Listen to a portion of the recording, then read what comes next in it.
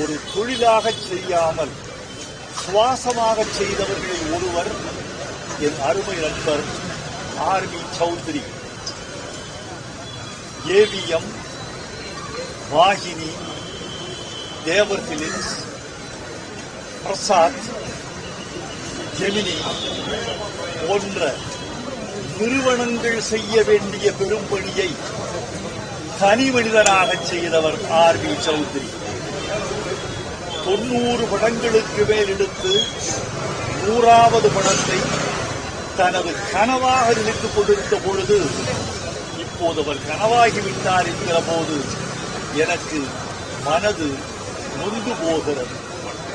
என் அருமை நண்பர், எங்கள் சந்திப்புகளெல்லாம் கலை சந்திப்புகள் மட்டுமல்ல, சமூக சந்திப்புகள், ஆனந்தமான சந்திப்புகள், கலை உலக வரலாற்று சந்திப்புகள்.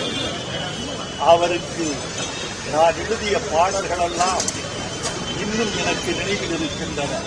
துள்ளாத மனமும் துள்ளும், நாட்டாமை, ஷாஜஹான், கேப்டன், சின்ன மேடம், இன்னும் எத்தனையோ படங்கள் அவர்களுக்கு நான் பாட்டெழுதியிருக்கிறேன். நான் பாட்டெழுதாத நல்ல படங்களும் அவர் நிறைய எடுத்திருக்கிறார்.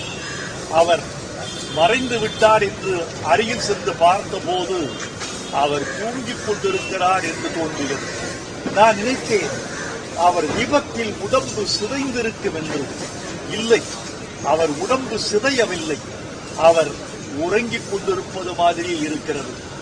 அவர் கனவுகள் சினிமா நன்றாக இருக்க வேண்டும் என்று அவருடைய படங்கள், அவருடைய கனவுகள், அவருடைய பெயரை சொல்லிக்கொண்டே இருக்கும். எத்தனையோ இளம் இயக்குநர்களுக்கு பிதாமகனாக இருந்தவர் சௌத்ரி. அவரை சினிமா உலகில் பல இளம் இயக்குநர்கள், வெற்றி பெற்ற இயக்குநர்கள் தங்கள் வீட்டில் ஒரு இழப்பாக கருதி துக்கம் கொண்டாடுவார்கள் என்று எனக்கு தெரியும். அவர் மறைந்து விட்டார்.